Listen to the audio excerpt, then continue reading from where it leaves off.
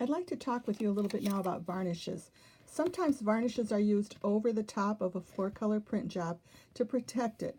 This example here is showing a book cover that would have varnish on it, and the idea here is you can kind of wipe the water right off of it because the varnish performs a barrier and it helps protect the image. So this would be a practical purpose of using a varnish.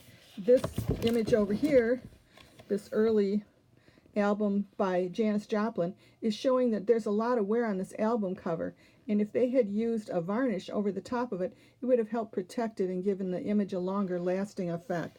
So those are some of the practical uses or utilitarian uses of varnish.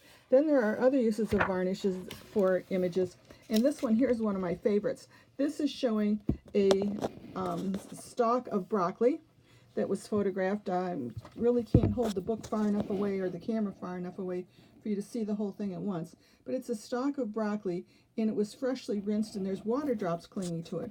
And the way that they put this together is they used a varnish on the every part of the image except the green stalks of broccoli. So the varnish is used over here, and it's used on the red, which makes the colors add more depth to it. On the broccoli, they're not using the varnish, but on the water drops, they are. And so in real life, it doesn't show quite as well in this video, but in real life, those varnish drops really just pop right out at you, and they look like you could touch them and get your finger wet. That's how dramatic the use of varnish can be. I'll show you a couple other images that were varnished that I think are real effective.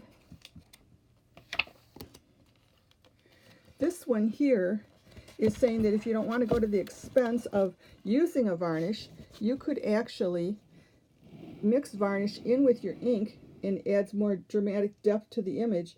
And so that's another process that can be done to save costs a little bit. Sometimes a book will put, or a magazine will varnish only the photos in the magazine itself, only the color images, not any of the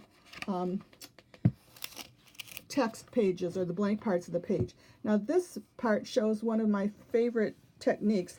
This whole cover is printed with just black ink, but then varnish was added to the image in the different shapes to match an image. So here we see a cowboy standing up holding a lariat, and you can see him in up at the top corner.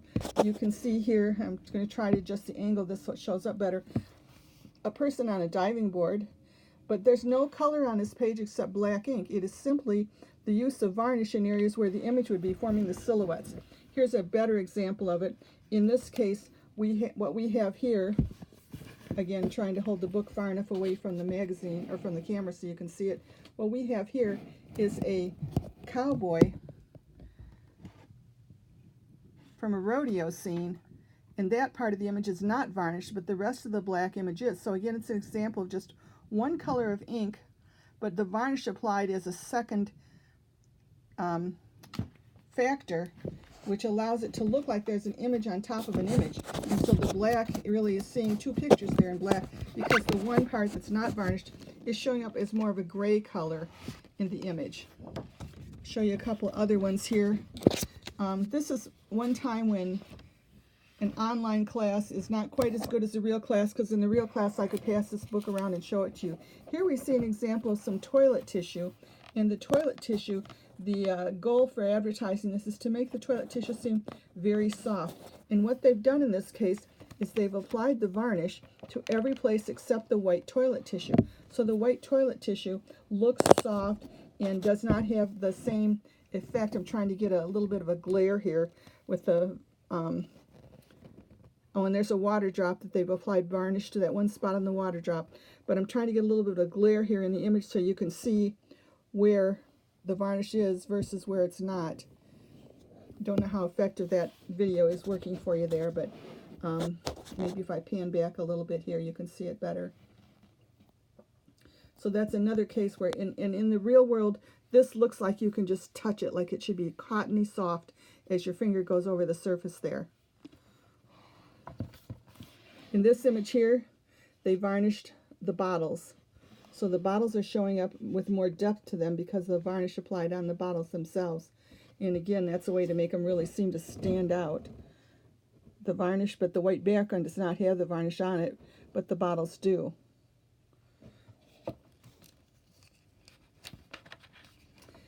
This image here is of a beach scene, and in the beach scene, the areas where the water has collected are areas where the varnish has been applied, and so it adds depth to it. Again, this is one that kind of fails in a video, but shows up very well in the real book, in the real image. This crop duster one, the background image is varnished, the fog or the mist from the crop dusting is not, and so it adds an appearance of the water is actually a mist that you could touch. One other one I want to show you in here. This is looking through a chain link fence, and as you look through the chain link fence, we're seeing lumber that's stacked inside.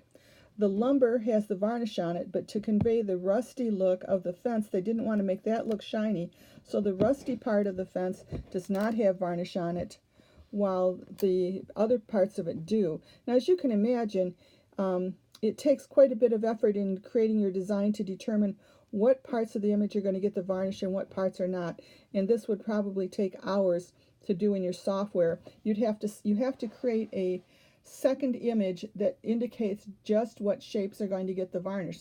So you would have to go through an image like this and select all of the areas inside the shape here that are going to get the varnish, and you would have like a bunch of diamond shapes in your image. They would be looking more like a silhouette shape for you, as you would select all those in your software using a program like Photoshop.